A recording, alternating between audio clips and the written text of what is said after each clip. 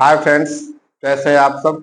मैं अनु कुमार शुक्ला स्वागत करता हूं चंद्रावती क्लासेस के ऑनलाइन प्लेटफॉर्म पर। दोस्तों, जैसा कि मैंने आपको बताया हुआ है कि मैं रोजाना आप लोगों के लिए करंट अफेयर्स, जीके और जीएस की क्लास लेके आता रहूंगा। उसी क्रम में आज मैं आपके लिए हिस्ट्री का एक महत्वपूर्ण टॉपिक लेके आया हुआ हूँ। दोस्तों, जैसा कि मैंने कल की वीडियो में आपसे के साथ जिक्र किया था कि इस समय जो मेरे छात्र टीजीटी और पीजीटी की तैयारी कर रहे हैं, उनके लिए ये वीडियो बहुत ही ज़्यादा इम्पोर्टेंट है, यूजफुल है। और उसमें भी जो छात्र जिनका कॉम्बिनेशन टीजीटी में हिस्ट्री और पॉलिटिकल साइंस है, उनके उनके लिए ये वीडियो ज़्यादा यूजफुल होने वाली है। साथ ही साथ वे छात्र जो हिस्ट्री से एलटी या जीआईसी का एग्ज़ाम देंगे, अभी वैकेंसी अगर आएगी तो जो छात्र उसकी तैयारी कर रहे हैं उनके लिए भी ये वीडियो बहुत ही ज़्यादा यूजफुल होने वाली है। ठीक है दोस्तों, तो आज मैं आप सभी के लिए हिस्ट्री का एक महत्वपूर्ण टॉपिक लेके आया हुआ हूँ, जिसका आप देखेंगे कि हर एग्ज़ाम में वहाँ से 2-3 क्वेश्चंस हमेशा बनते हैं। ठीक दोस्तों, चलिए अब हम लोग डिस्कस करते हैं। दोस्तों, ऋग्वैदिक कालीन नदियाँ, ये जो ऋग्वैदिक कालीन नदियाँ हैं, जो ऋग्वेद के काल में जो महत्वपूर्ण नदियाँ थी, उनका क्या नाम था और वर्तमान में उनको हम किन नामों से पुकारते हैं, उसके बारे में हमें चर्चा करना है। क्योंकि अक्सर एग्जाम में क्वेश्चन पूछ लिया जाता है कि शतुद्री किस नदी को कहा जाता है। ठीक है दोस्तों, तो आपको ऑप्शन में दिया रहेगा गंगा, यमुना, सतलज, तो आपको उसमें से बताना पड़ेगा। या कभी सतलज दे दिया और उसका ऋग्वैदिक कालीन नाम पूछ लिया, तो इस टाइप से क्वेश्चंस अक्सर आता है।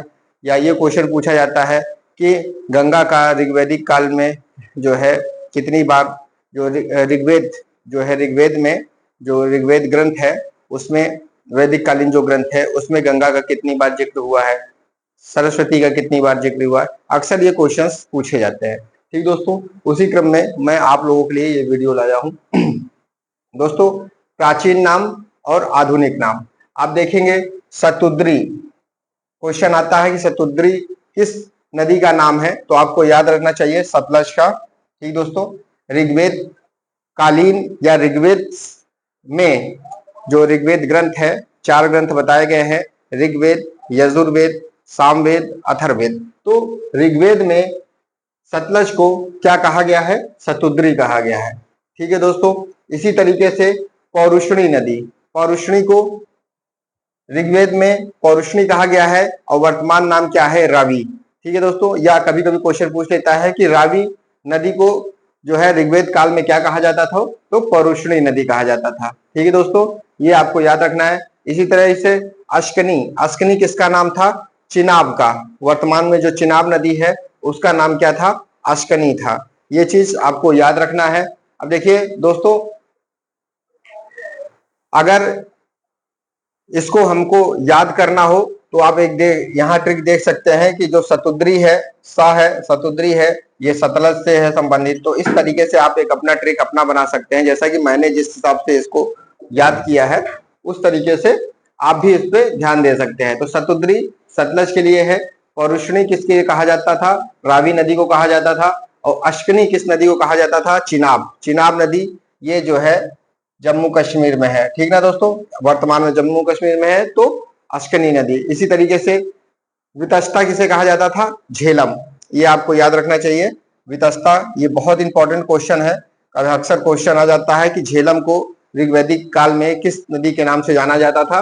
तो वितस्ता नदी। ठीक है दोस्तों, आप देखेंगे कि जो सिकंदर ने जब आक्रमण किया था भारत पे, तो वो कहाँ पे आया था? वितस्ता पे। वितस्ता पे युद्ध हुआ था, जिसे हाइडे स्पीच का युद्ध कहा जाता है। वो कहाँ हुआ था? वितस्ता नदी पर, अर्थात झेलम नदी पे।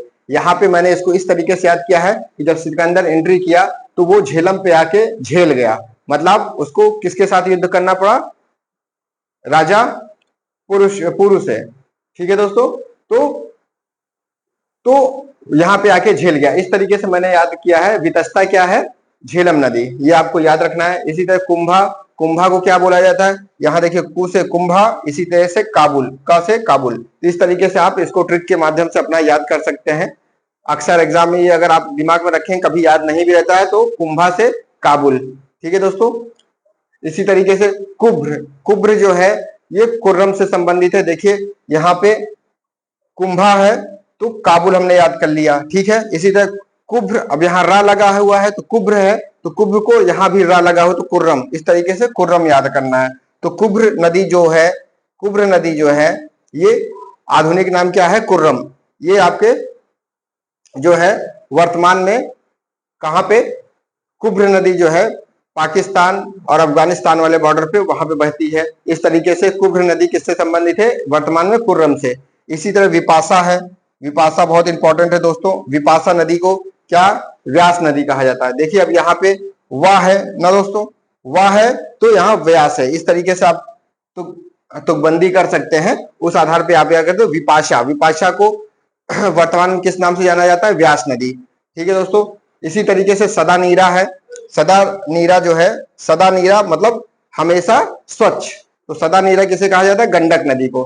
गंडक नदी को क्या कहा जाता था, सदा नीरा कहा जाता है। कहाँ पे, ऋग्वेद में, ऋग्वेद में इसको, ऋग्वेद कालीन जो था वहां पे, ऋग्वेद कालीन समय में गंडक नदी को क्या कहा जाता था, सदा नीरा कहा जाता था। इसी तरीके से दृशदती, दृशदती किसका नाम था, घग्गर नदी का। ये आपको बहुत याद, अच्छे से याद रखना है। घग्गर नदी, घग्गर को ही सरस्वती कहा जाता है, जो कि अब विलुप्त हो गया है। ठीक है दोस्तों, तो दृशदती जो ऋग्वेद काल में दृशदती था, उसको वर्तमान में क्या है, घग्गर है, और ये भी विलुप्त प्राय हो गया है, जिसको सरस्वती की नदी कहा जाता था। इस तरीके से गोमती है, वर्तमान में भी जो देखेंगे आप, ये प्राचीन कालीन नाम है गोमती। तो अब क्या इसका नाम है, वर्तमान में इसको गोमल है। ठीक दोस्तों, क्या है, गोमल। ये लखनऊ वाली गोमती, इसको मत समझ लीजिएगा। ये गोमती ऋग्वैदिक कालीन जो है गोमती नदी है, और इसका वर्तमान नाम गोमल है, ये आपको याद रखना है। ठीक है, इसी तरह सुवस्तु, सुवस्तु नदी किसे कहा गया है, स्वात नदी को, जो वर्तमान में स्वात नदी है।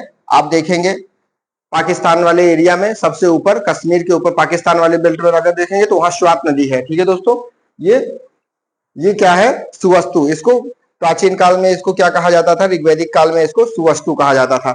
ये जितने भी नदियां हैं दोस्तों, ये जितनी भी नदियां हैं, आप देखेंगे सैंधो कालीन जो है, सैंधो सभ्यता जहां डेवलप हुई थी उसके आसपास की नदियां हैं। ये जम्मू कश्मीर, पाकिस्तान, पंजाब और जो है अफगानिस्तान, ये जो पूरा बेल्ट है, पश्चिमी बेल्ट जो पूरा है, वहां की ये पूरी नदियां हैं। इसलिए आपको ये यहाँ याद रखना, ये गोमती अपने उत्तर भारत की नदी नहीं है, ये गोमल है। ठीक है, ये अफगानिस्तान, पाकिस्तान में इसकी स्थिति है। ठीक दोस्तों, तो ये कुछ प्राचीन कालीन नदियां हैं और इसके आधुनिक नाम है।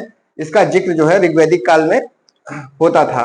ये बहुत इसमें इंपॉर्टेंट कौन कौन से हैं, सतुद्री है, पौरुषणी है, ठीक है दोस्तों, अश्कनी है, बहुत इंपॉर्टेंट है, याद रखना। वितस्ता इंपॉर्टेंट है, मैंने आपको बताया। विपाशा बहुत इंपॉर्टेंट है, ये आपको तो विपाशा व्यास को कहा जाता था, सदा नीरा गंडक को कहा जाता था, दृशदती जो है घग्गर नदी या सरस्वती का, ये बहुत इंपॉर्टेंट है। दृशदती, जब टफ क्वेश्चन पूछता है तो यही क्वेश्चन पूछ लेता है, दृशदती किससे संबंधित है, घग्गर, या घग्गर ऑप्शन में नहीं रहेगा तो सरस्वती रहेगा, ये आपको याद रखना है।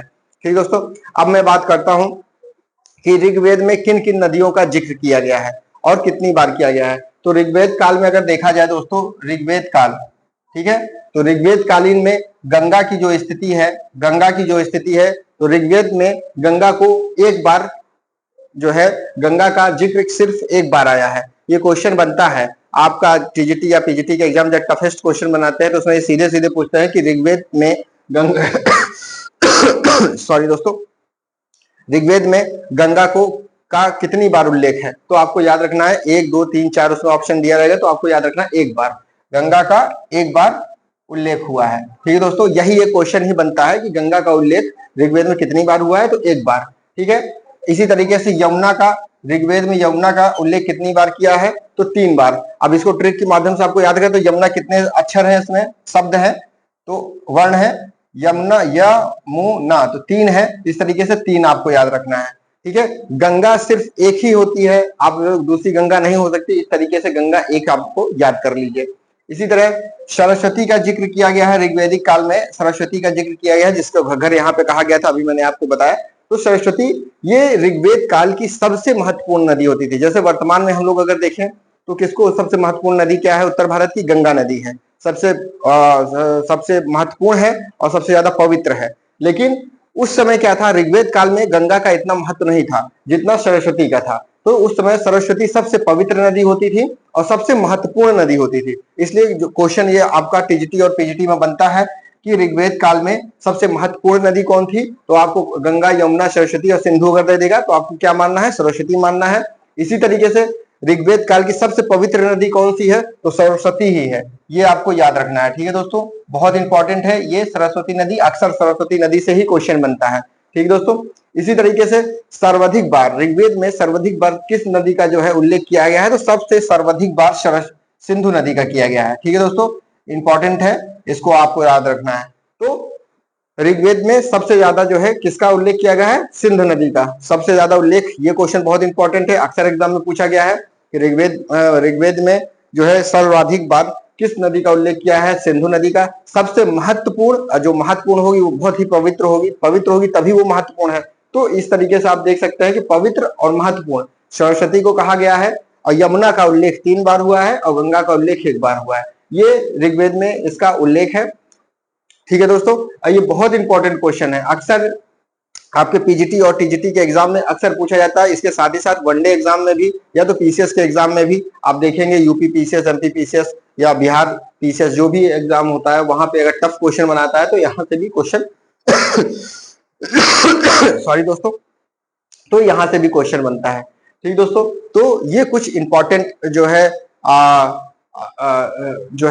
इंपॉर्टेंट टॉपिक था, जिसके अंतर्गत ये सब चीजें हैं, नदियां हैं, जो बहुत ही इंपॉर्टेंट है इतिहास में। प्राचीन कालीन जो इतिहास है उसमें बहुत ही ज्यादा इंपॉर्टेंट ये नदियां हैं। अक्सर एग्जाम में ये किसी न किसी एग्जाम में पूछते रहते हैं, ठीक दोस्तों। तो मेरा ये उद्देश्य है कि मैं रोजाना आप लोगों के लिए पॉलिटिकल साइंस और टीजीटी का वीडियो अब अक्सर मैं रोजाना लेके आऊंगा, ताकि जो मेरे छात्र टीजीटी और पीजीटी की तैयारी कर रहे हैं उनके लिए ये वीडियो बहुत ही ज्यादा उपयोगी सिद्ध हो, ठीक दोस्तों। कल फिर मिलते हैं, तब तक के लिए नमस्कार, जय हिंद।